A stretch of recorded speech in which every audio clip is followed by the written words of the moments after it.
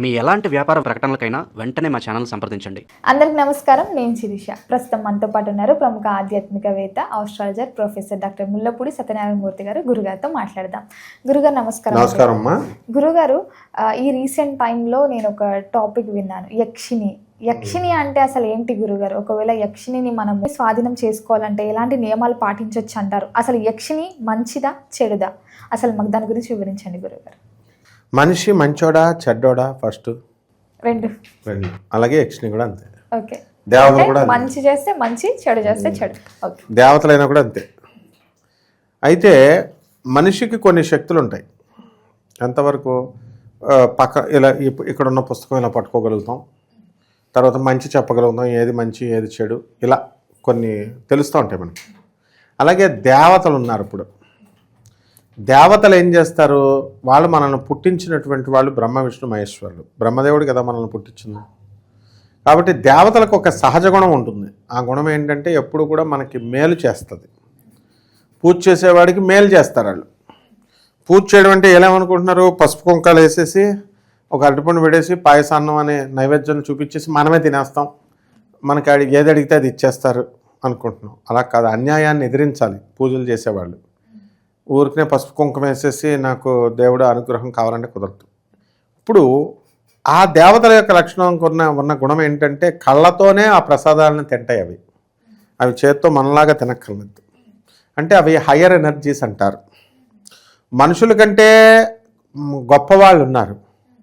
వాళ్ళే యక్ష, గంధర్వ, కిన్నెర, కింపురుష, ఈ జాతులన్నీ కూడా దేవతలు. ఇలాంటి దేవతల క్రింద మనిషి మధ్యలో ఉన్నటువంటి మనకంటే అధ్వానమైన వాళ్ళు ఉన్నారు. రాక్షసులు కూడా ఉంటారు కదా. అదే రాక్షసులు ఉన్నారు. మనకంటే కింద వాళ్ళు అనమాట రాక్షసులు, ఈ దెయ్యాలు, భూతాలు, ఇవన్నీ. ఈ రాక్షసుల పని ఏంటి? ఎంతసేపు విధ్వంసనే. మనుషుల్లో కూడా ఉన్నారు చూడు. మనం ఏదో ఒక వీడియో చెప్పుకుంటున్నాం అనుకో, చక్కగా వీళ్ళు ఏదో ఫ్రీగా చెప్తున్నారు, ఇంత కష్టపడి వినొచ్చు కదా అని అనుకోకుండా ఇల్లు కడతావురా అని ఒక రాశిలో చెప్పామనుకో, ఆ డబ్బులు రాకుండా ఎలా కడతాడు వాడు? డబ్బులు ముందు పోగేసుకున్నవాడు కడతాడు ఆ రాశిలో ఉన్నవాడు. వీళ్ళు కెలుగుతూ ఉంటారు. అలాగా ప్రతి చోట ఉంటారనమాట. అంటే పొలాలు పెట్టే రకాలు వీళ్ళు. రాక్షస స్వభావం. మనకంటే నీచమైనటువంటివి అవి భూత, ప్రేత, పిశాచ, శాకిని, ఢాకిని, ఇవన్నీ కిందకుంటాయి.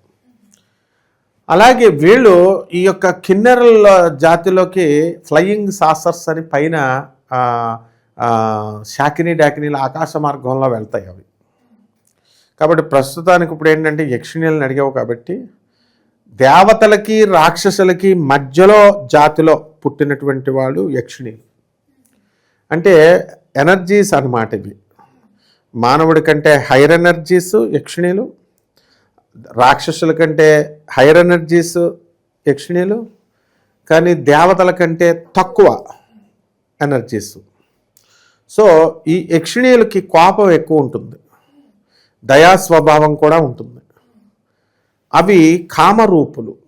అంటే నీ రూపంలో రావచ్చు, నా రూపంలో రావచ్చు, వాళ్ళు కోరుకున్న రూపంలో దర్శనం ఇవ్వచ్చు వీళ్ళకి. ఒక త్రాష్టుడు వాడు ఏమడిగాడంటే, దుర్గాదేవి కూడా ఒక యక్షిణీ రూపం కాలరాత్రి మనకి యక్షస్వరూపాయ జటాధరాయ అన్నాం. అంటే శివుడు యక్షిణీ రూపంలో ఉంటాడు, యక్ష రూపంలో ఉంటాడు.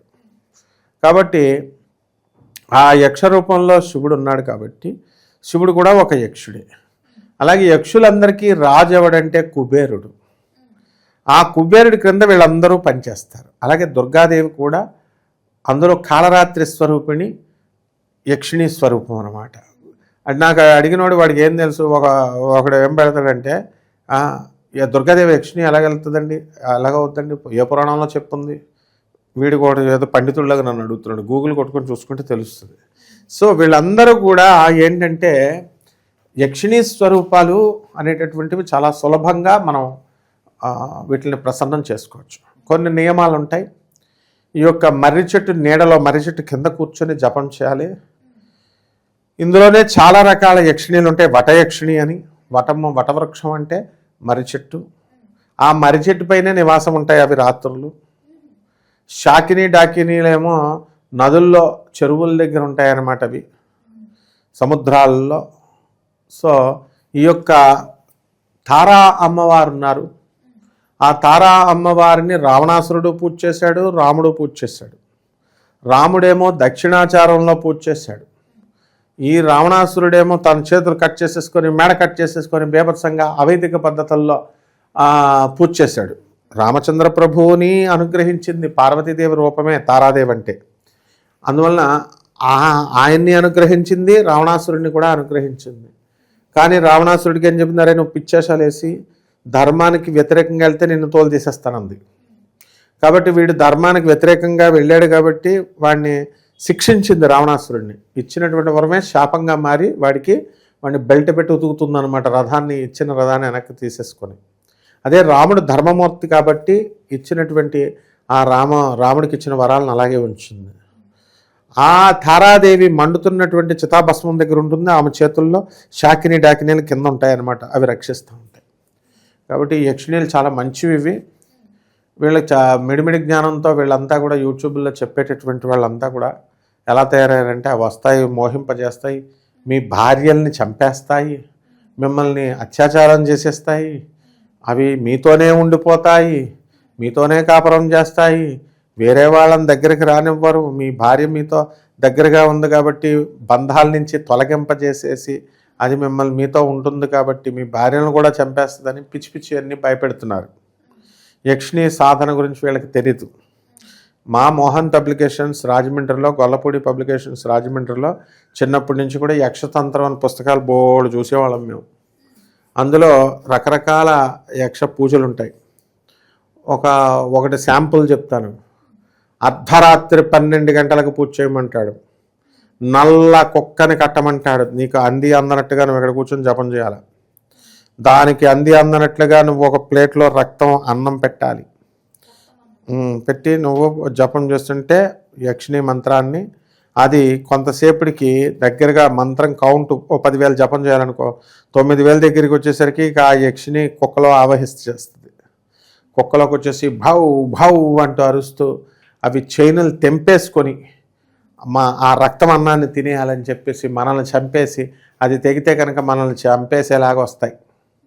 కాబట్టి ఈ రకంగా అయినా సరే వీడు భయపడకుండా వీడు మంత్ర సాధన కనుక పూర్తి చేస్తే, ఇది పరీక్ష అనమాట. ఆవిడ ఏం తెంపేసుకోదు, దేనికైనా తెగించాలి. యక్షిణీ సాధనకి తెగించినప్పుడు ఆ యక్షిణి అనుగ్రహిస్తుంది. అది ఎట్టి పరిస్థితుల్లో నేను చెప్తున్నాను. కొంతమంది ఒకడో ఇద్దరు వేస్ట్ గాళ్ళు ఉన్నారు మనకి కామెంట్ పెట్టేవాళ్ళు. వాళ్ళలో ఏంటంటే యక్షిణి గురించి సాధన చేసినవాడిని నేను. కాబట్టి యక్షిణీ సాధనలో సఫలత పొందినవాడిని నేను నా గురువుల దగ్గర నుంచి కూడా.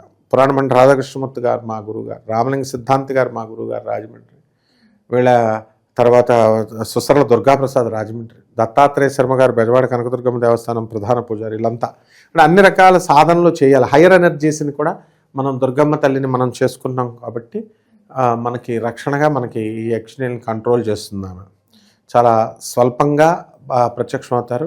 మానవుడి కంటే లోయర్ ఎనర్జీస్ క్షుద్ర శక్తులు అయితే వాటిని పూజించకూడదు మనం. మానవుడి కంటే ఎక్కువ శక్తులు గంధర్వులు, అప్సరస్సులు వీళ్ళంతా ఉంటారు కదా. అప్సరస్సులు అంటే రంభావరోసి, మేనక నాట్యాలు చేస్తారు, దేవవేశ్యాలు.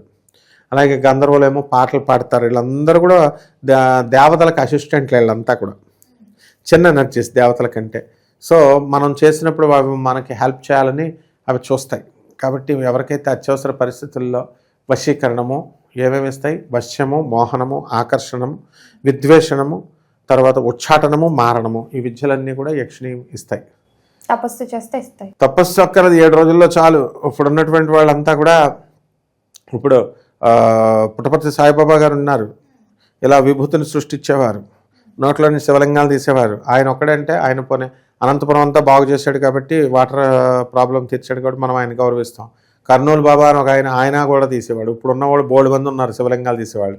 హేతు సంగమాలు కూడా తీసేసి ఇక్కడ పెట్టుకుని వాళ్ళు చేస్తున్నారు.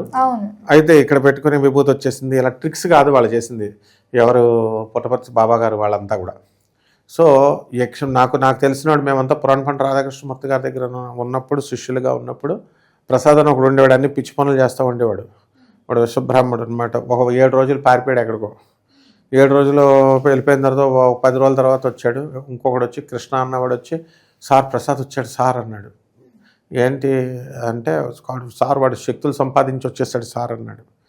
అయితే ఏం చేస్తున్నాడంటే కొన్ని నీళ్ళు ఇస్తున్నాడు సార్, అయితే కొబ్బరి బొండం నీళ్ళలాగా ఉన్నాయన్నాడు. అది ఒకటే సరిపోదురా అన్నాను. రెండవది లేదు సార్ కొంచెం మీకు పసుపు రాస్తాడు, ఎర్రగా అయిపోతున్నాయి నీళ్ళు అన్నాడు. దానికి సున్నం పెడితే సున్నం పసుపు రాస్తే ఎర్రది వస్తుంది, నేను అలాంటివి నమ్మను అన్నాను. అది కాదు సార్, మీరు ఏదైతే కాగితం మీద రాస్తారో దాన్ని వాడు ఇలా ముట్టుకొని వాడు చూడకుండా రాసేస్తాడు సార్ అన్నాడు. నిజంగానే అవన్నీ చేసి చూపించాడు వాడు. వీడు తెలుగులోనో హిందీలోనో రాస్తే వాడు చదివేసి మళ్ళీ అదే రాసేస్తాడని నేనేం చేశాను, వేరే వేరే భాషలాగా పిచ్చి పిచ్చిగా నాకు తెలిసిన విధంగా నేను రాశాను.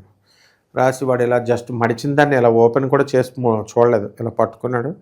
నేను రాసింది రాసినట్టుగా ఏ స్టైల్లో రాసినా అదే స్టైల్లో రాశాడు. మరి శక్తులు లేకపోతే ఎలా వచ్చినాయి? అలాగే రెడ్డిచెర్ల అని మాకు ఒక ఊరు ఉంది, కర్ణపిశాచం చేసేవాడు దుబ్బ దగ్గర, పెద్ద పేరు రెడ్డిచెర్ల సిద్ధాంత్ అంటే. అతను ఏం చేసేవాడు, రోజు రాత్రి ఆయన ఇంటికి ఒక 200 మంది 300 మంది వచ్చి పడుకునేవారు బయట తీర్థంలాగా. టికెట్లు ఇస్తారనమాట. పొద్దున్న తెల్లవారుజామున 6 o'clock ఇవ్వడానికి ముందు రోజు రాత్రి వచ్చి పడుకుంటారు, ఏదో రేషన్ కార్డులు ఇస్తున్నట్టు, ఆధార్ కార్డులు ఇస్తున్నట్టు. వస్తే 100 మందికి అలా 50 మందికి ఇచ్చేవాడు. 50 మంది వెళ్ళిపోవాలా, 50 మందికి ప్రశ్న చెప్తాడు. ప్రతి ప్రశ్న చెప్పేస్తాడనమాట. నన్ను ఏమనేవాడు, ఏంట్రా మీకు ఎత్తైన కొండ మీద ఒక ఇల్లు ఉంది, లోయలో ఒక ఇల్లు ఉందంటే వీడికి ఎలా తెలిసిపోయింది అనుకునేవాడిని చిన్నప్పుడు. అలాగే ఒకడికి నేనుండగానే మా ఆవిడికి తలనొప్పి వస్తుంది సార్ అంటే, మేము ఉంటున్న పెంకుటిల్లు కదా, ఆ ఇంటికి వెళ్ళి ఆ దూలాన్ని పడగొట్టేస్తే అందులో నుంచి వెళ్ళిపోతుందంటే వీడికి అర్థం అవ్వాలా. వెళ్ళి ఇంటికి వెళ్ళేసరికి పెంకుటిల్లు తాటి మట్టతో దూలం చేశారు, దాన్ని పడగొడితే అందులో ఉన్న పాము బయటకు వెళ్ళిపోయింది. సో అప్పుడు ఇమీడియట్ ఈమెకి తలనొప్పి తగ్గిపోయింది. లేకపోతే పాము ఇలా దూరి ఇలా చేస్తుంది. సో ఈ రకంగా మనకి యక్షిణీ సాధన వల్ల అనేక రకమైనటువంటి శక్తులు మనకు వస్తాయి, అష్టసిద్ధులు కూడా మనకు వస్తాయి. అండ్ ఏది కావాలనుకుంటే అది వస్తాయి. ఆకర్షణ.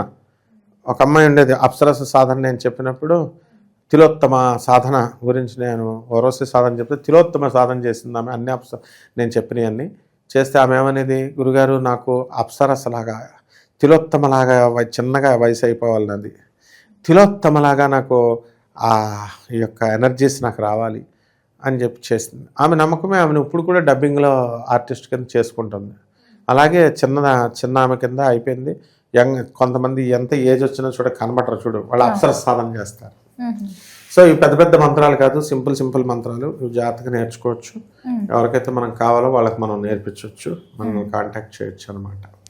గురుగారు మొత్తం మీద మాకు తెలియని ఎన్నో విషయాలు తెలియజేశారు. ధన్యవాదాలు. ధన్యవాదాలు.